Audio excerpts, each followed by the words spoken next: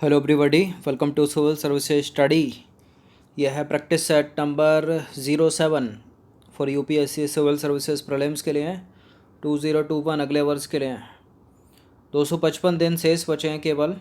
हर दिन प्रैक्टिस करते रहिए। चलिए स्टार्ट करते हैं। सारे के सारे प्रश्न करंट इवेंट से उठाए गए हैं, तो 3 सेकंड का टाइम मिलेगा एक प्रश्न को पढ़ने के बाद अपना सोचना कि आंसर क्या है। देखिए, टेस्ट काफ़ी लेट हो रहा है 2 दिन से। कोशिश करेंगे कि मॉर्निंग में 11 या फिर 10 तक मिल जाए, ठीक है। और एक इवनिंग में कम से कम 2 तो हों, अभी से कि समय है कम।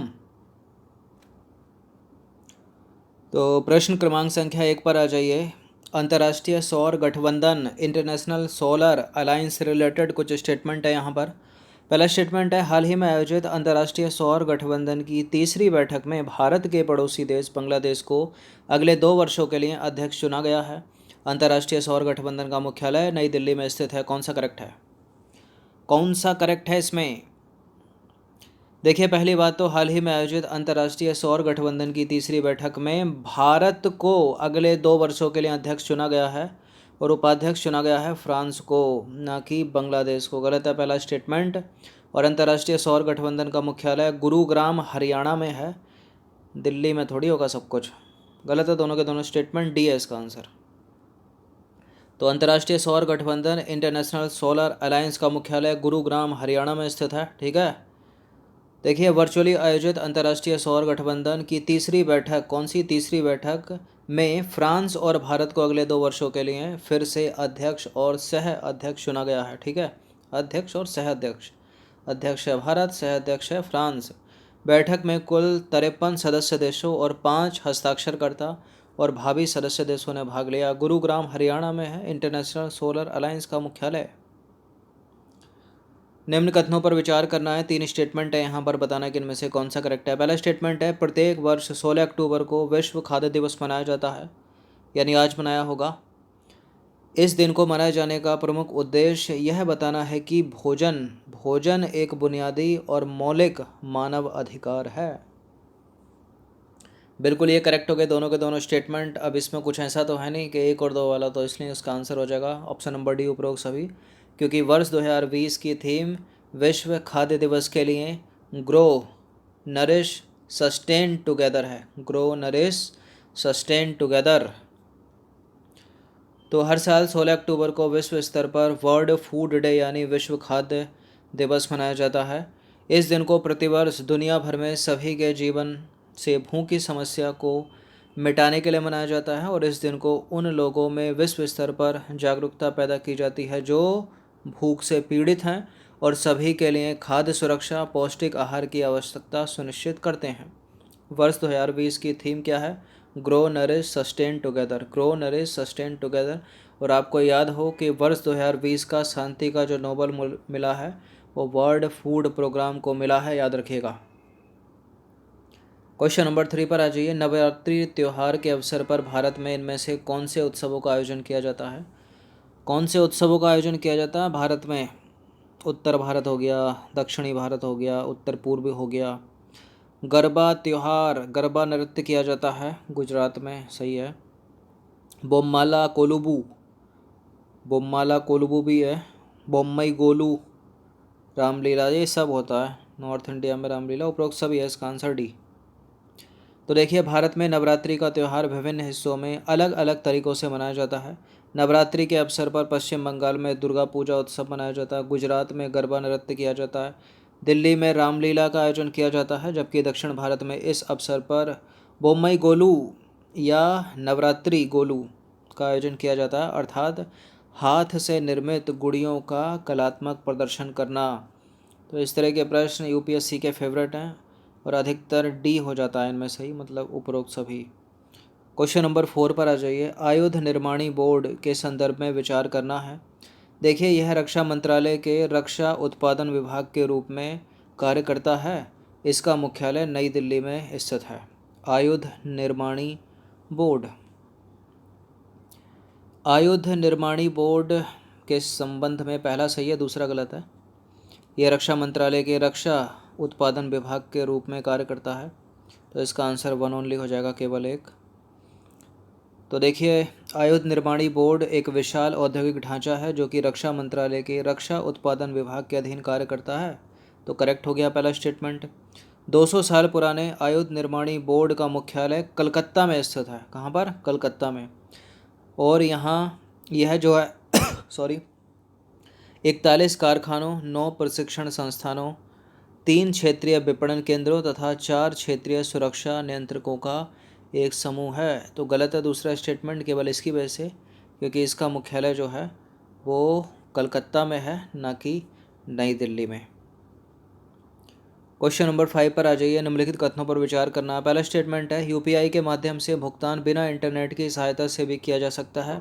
यूपीआई के माध्यम से 5 रुपये से कम का भुगतान नहीं किया जा सकता। इम्पोर्टेंट है प्रश्न। यूपीआई, भीम यूपीआई हो गई, फ़ोन पे यूपीआई हो गई, गूगल पे यूपीआई हो गई, ये तब से चलन में अधिक हो गया जब से 2016 का जो नोटबंदी हुई थी ना, उसके बाद से। ठीक है, कैशलेस डिजिटल इंडिया। तो यूपीआई के माध्यम से भुगतान बिना इंटरनेट की सहायता से नहीं हो सकता। गलत है पहला वाला स्टेटमेंट। और यूपीआई के माध्यम से 5 रुपये से कम का भी भुगतान कर सकते हैं हम। 1 रुपये मिनिमम है, 1 रुपये का भी भुगतान हम कर सकते हैं यूपीआई के माध्यम से। ठीक है, तो गलत है पहला स्टेटमेंट और गलत है दूसरा स्टेटमेंट भी। तो इसका आंसर क्या हो जाएगा? Option number D. ठीक है, चलिए, तो डी हो गया इसका। यूपीआई के अगर फुल फॉर्म में जाए तो क्या है? Unified payment interface. क्या है? Unified payment interface. Question number 6 पर आ जाइए। निम्नलिखित में से कौन सा युग्म आसियान देशों का समूह है? कौन सा युग्म है जो आसियान देशों का समूह है इनमें से? इस तरह का प्रश्न इस बार पूछा गया था ना यूपीएससी प्रीलिम्स 2020 में। G7 का पूछा था ना, उसमें G7 था, G20 था, जो भी था, लेकिन पूछा गया था पहला प्रश्न। पहला स्टेटमेंट है मलेशिया, भारत, फिलीपींस, सिंगापुर। तो आसियान में इंडिया थोड़ी है, इंडिया तो पर्यवेक्षक है ना, 10 कंट्री है ना आसियान में मेंबर। तो भारत इसमें पर्यवेक्षक है, मेंबर तो है नहीं, इसका एलिमिनेट कर दीजिए। अफ्रीका का गिनी भी थोड़ी है इसमें, गिनी से कट जाएगा दूसरा वाला स्टेटमेंट। अमेरिका भी नहीं है इसमें, यूएस में नहीं है आसियान में, तो तीसरा भी कट गया। तो सी हो गया इसका answer. Indonesia, Malaysia, Philippines, Singapore, Thailand, सी।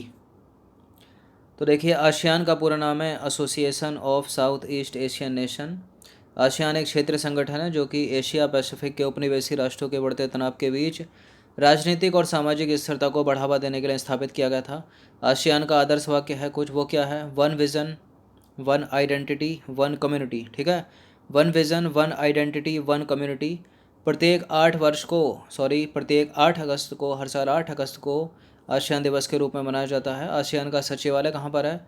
इंडोनेशिया के जकार्ता में। ठीक है, अब बात करें इसके मेंबर कंट्रीज़ की, तो 10 इसमें मेंबर कंट्री, ना इसमें यूएसए है और ना है इसमें भारत। तो कौन कौन है? Indonesia, Malaysia, Philippines, Singapore, Thailand, Brunei, Cambodia, Myanmar, Laos, Vietnam और चीन भी नहीं है इसमें, याद कर लीजिएगा। इन पर आ जाइए। इस राष्ट्रीय उद्यान की स्थापना 1981 में की गई थी। की गई होगी, कुछ पता तो चल नहीं रहा अभी। और यह उत्तर भारत के उच्च शीतोष्ण कटिबंध में स्थित है। अब इसमें तो ये भी हो सकता है, ये भी हो सकता है, ये भी हो सकता है, और ये नहीं हो सकता। चलिए, एक एलिमिनेट हो गया दूसरी वाली लाइन से। जो समुद्र तल से 2990 मीटर की ऊंचाई पर स्थित है। सारे तो ऊंचे ही हैं ये भी। अगला है, उद्यान 141 किलोमीटर में फैला है। इससे भी कुछ पता नहीं चलेगा। उद्यान में पाए जाने वाले मुख्य पेड़ देवदार, चीड़, ओक हैं। अब इससे भी यही कट रहा है, इन तीनों की तो विशेषता है ना ये।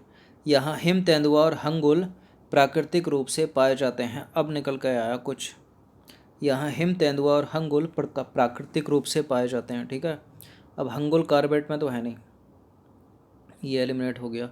अब ए या बी में से उत्तर है, तो हिम तेंदुआ और हंगुल के प्राकृतिक रूप से पाए जाने की संभावना कहाँ पर है? डच्चीगम में है। कहाँ पर? JNK में। ठीक है, JNK ऑप्शन नंबर ए। ठीक है, तो इसका आंसर क्या हो जाएगा? ऑप्शन नंबर ए, डच्चीगम राष्ट्रीय उद्यान जम्मू कश्मीर का। हिम तेंदुआ और हंगुल का प्राकृतिक वास है। 2990 मीटर की ऊंचाई पर स्थित है। 141 किलोमीटर में फैला है डच्चीगम। 1981 में इसकी स्थापना हुई थी और यह उत्तर भारत के उच्च शीतोष्ण कटिबंध में स्थित है। अगर राजाजी में हंगुल और हिम तेंदुआ दोनों मिल गए तो राजाजी 1991 में स्थापित तो हुआ नहीं था, इसलिए कट जाएगा वो। अगले प्रश्न पर आ जाइए। होलोग्राफी से रिलेटेड कुछ स्टेटमेंट है, यहाँ पर बताना कि इनमें से कौन सा गलत है। होलोग्राफी एक प्रक्रिया है जिसमें लेज़र बीम का उपयोग करके होलोग्राम नामक त्रिआयामी चित्र बनाया जाता है। इस लेज़र बीम में प्रकाश का व्यतिकरण, विवर्तन, तीव्रता और प्रतिदीप्ति जैसे गुण शामिल होते हैं। यह विधि जो है कौन सी विधि? होलोग्राफी। होलोग्राफी विधि वायरस या एंटीबॉडी के परीक्षण के लिए उपयोग की जा सकती है। इस विधि द्वारा परीक्षण विलंबनीय है और इसमें अत्यधिक प्रशिक्षित कर्मियों की आवश्यकता होती है। बताइए किसमें द्वंद्व लग रहा है आपको? होलोग्राफी। देखिए यह विधि विलंबनीय नहीं है, 30 मिनट से भी कम समय में, आधे घंटे से भी कम समय में जो है इसका काम पूरा कर लिया जाता है और इतना प्रशिक्षित कर्मियों की भी आवश्यकता इसमें नहीं पड़ती है। गलत है तीसरा और चौथा वाला स्टेटमेंट। बाकी होलोग्राफी एक प्रक्रिया है जिसमें लेज़र बीम का उपयोग करके होलोग्राम नामक त्रिआयामी चित्र बनाया जाता है। प्रकाश के व्यतिकरण, विवर्तन, तीव्रता और प्रतिदीप्ति जैसे गुण शामिल होते हैं लेज़र बीम में। इसमें यह वायरस एवं एंटीबॉडी के परीक्षण के लिए उपयोग की जाती है। तो हाल ही में न्यूयॉर्क विश्वविद्यालय के वैज्ञानिकों ने वायरस एवं एंटीबॉडी का पता लगाने के लिए होलोग्राफिक इमेजिंग का उपयोग करके एक विधि विकसित की है। होलोग्राफी एक प्रक्रिया है जिसमें लेज़र बीम का उपयोग करके होलोग्राम नामक त्रिआयामी चित्र बनाया जाता है। इस लेज़र बीम में प्रकाश का व्यतिकरण, विवर्तन, तीव्रता और प्रतिदीप्ति जैसे गुण शामिल होते हैं। तो क्यों है न्यूज़ में, पता चल गया होगा आपको। अब देखिए बात करें अगर होलोग्राफी के महत्व की, तो यह विधि जो है वायरस या एंटीबॉडी के परीक्षण के लिए उपयोग की जा सकती है, जैसा वर्तमान में संक्रमण फैला हुआ है। यह विधि चिकित्सा निदान में सहायता करने में सक्षम है, विशेष रूप से कोविड-19 महामारी से, ठीक है, संबंधित है। इस विधि द्वारा परीक्षण कम प्रशिक्षित कर्मियों द्वारा अत्यधिक सटीकता से कर लिया जाता है और वो भी 30 मिनट से भी कम समय में, ठीक है। तो ये तो पढ़ते पढ़ते लग जाता कि द्वंद्व है, कहीं विलंबनीय है। अगर होती तो क्यों पूछी जाती, ठीक है। तो 30 मिनट से भी कम समय में और कम प्रशिक्षित कर्मियों की सहायता से भी अत्यधिक सटीकता से जो है इसका परीक्षण कर लिया जाता है, इस विधि द्वारा परीक्षण कर लिया जाता है। क्वेश्चन नंबर 9 पर आ जाइए।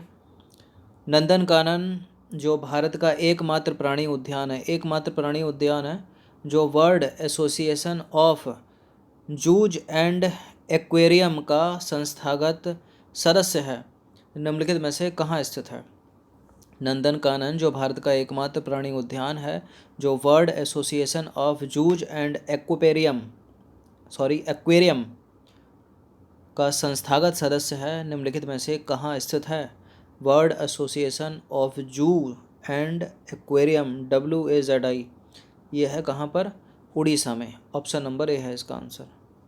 तो देखिए नंदनकानन प्राणी अभ्यान भारत का एक प्रमुख बड़ा चिड़ियाघर है। इसे 1960 में स्थापित किया गया था और देश के अन्य चिड़ियाघरों के विपरीत नंदनकानन को वन के ही अंदर स्थापित किया गया है और यह पूरी तरह से प्राकृतिक वातावरण से संबंध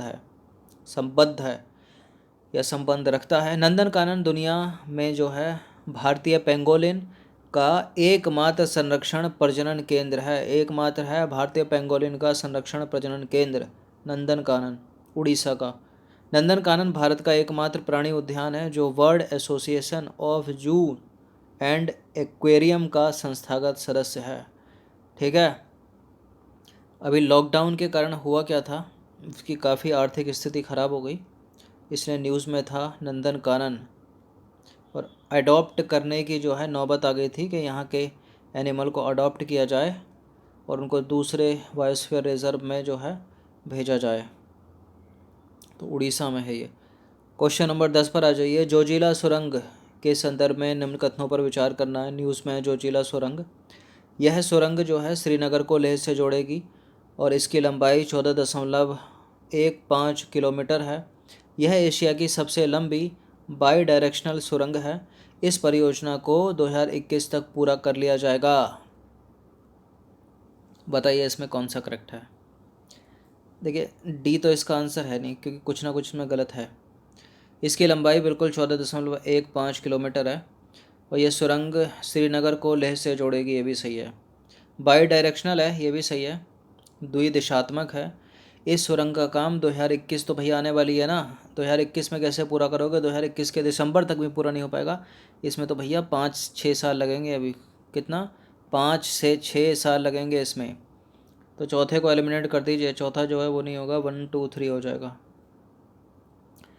तो देखिए ये है जोजिला सुरंग, जोजिला टनल श्रीनगर को जोड़ेगी लेह से। इसकी लेंथ कितनी है? 14.15 किलोमीटर और सभी दिन ये चालू रहेगी। जब बन जाएगी तो ऑल वेदर कनेक्टिविटी है इसके साथ, ठीक है। और इसमें कुल लागत कितनी आई है, मतलब बरसात, सूखा, बाढ़ सब में चलेगी ये, कोहरा कुहासा सब में। 6,0809 करोड़ 6,809 करोड़ की लागत आई है। और ये पूरी कब कर ली जाएगी? 5 वर्ष का समय लगेगा इसमें, ठीक है। एक्सपेक्टेड टाइम जो है इसके कंप्लीट होने का जो एक्सपेक्टेड टाइम है वो 5 साल है, 5 से 6 साल कम से कम, ठीक है। तो 2021 वाला स्टेटमेंट कुछ ज़्यादा ही जल्दी है, ठीक है। 2021 तक नहीं हो पाएगी, 5 से 6 वर्ष लगेंगे इसमें। बाकी श्रीनगर को लेह से जोड़ेगी, इम्पोर्टेंट है। और 14 किलोमीटर इसकी लंबाई है और बाई डायरेक्शनल है, याद रखिएगा। 2021 नहीं, 5-6 साल लगेंगे, यानी 2025-26 तक पूरी होगी ये, 25 तक मान के चलिए। और मेन है श्रीनगर को लेह से जोड़ेगी, अधिकतर यही पूछेगा, ठीक है। ऑल वेदर कनेक्टिविटी है इसमें, एक्सेसिबिलिटी, ओपन ऑल डेज, सभी दिन, मतलब मंडे टू सैटरडे, 7 के 7 दिन चलेगी, ठीक है।